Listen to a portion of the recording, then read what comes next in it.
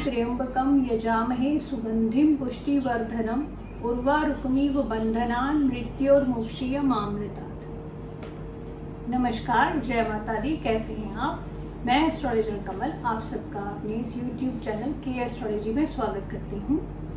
इस चैनल पर मेरे द्वारा दी गई जानकारी अगर आपको पसंद आए तो प्लीज़ आप मेरे इस चैनल को सब्सक्राइब करें और मेरी वीडियोस को लाइक और शेयर ज़रूर करें।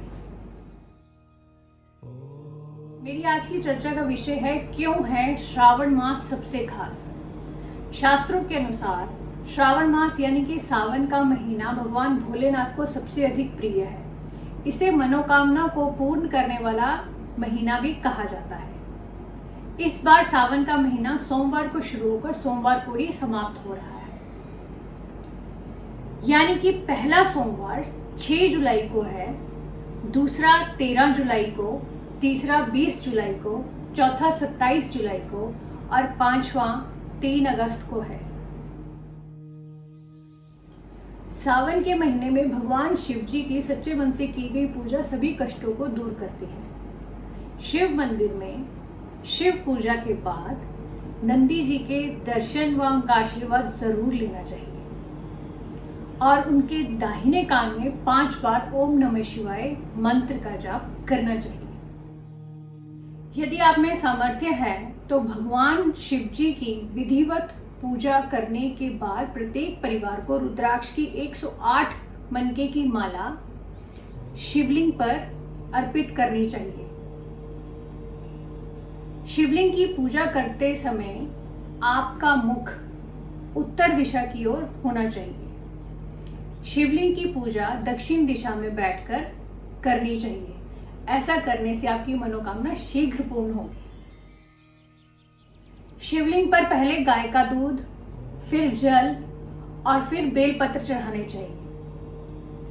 गाय का दूध और उससे बनी दही शिवलिंग पर चढ़ाने से उत्तम फल की प्राप्ति होती है। शिवलिंग पर बेलपत्र चढ़ाने से कष्ट दूर होते हैं। बेलपत्र की 3 पत्तियों को एक माना जाता है।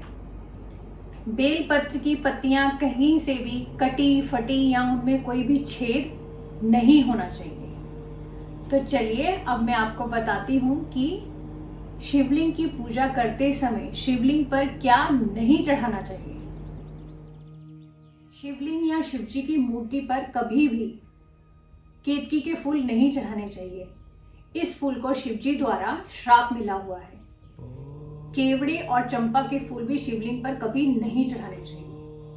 हल्दी या फिर तुलसी ये भी शिवलिंग पर कभी नहीं चढ़ाने चाहिए। शिवलिंग पर चढ़ा जल जहां से निकलता है उस जगह को कभी भी लांघना नहीं चाहिए। इसीलिए शिवलिंग की आधी परिक्रमा की जाती है। बेल का पेड़ कभी भी नहीं काटना चाहिए, इससे वंश का नाश होता है, बल्कि बेल का पेड़ लगाना चाहिए, इससे वंश में वृद्धि होती है। तो जानिए अब आज की एस्ट्रो टिप। शनिदेव, राहुदेव और केतु देव, इनकी दशा की वजह से यदि घर में क्लेश हो रहा हो या छोटी छोटी बातों पर वाद विवाद हो रहा हो तो घर के भोजन में राजमा, राई, उड़द की दाल, लौंग, इन चीजों का कम से कम इस्तेमाल करें। तो चलिए अब मैं आपसे विदा लेती हूं। मेरे द्वारा दी गई जानकारी अगर आपको अच्छी लगी हो तो प्लीज आप मेरे इस YouTube चैनल के एस्ट्रोलॉजी को सब्सक्राइब कीजिए और मेरी वीडियोस को लाइक और शेयर जरूर कीजिए। तब तक खुश रहिए, स्वस्थ रहिए और मस्त रहिए।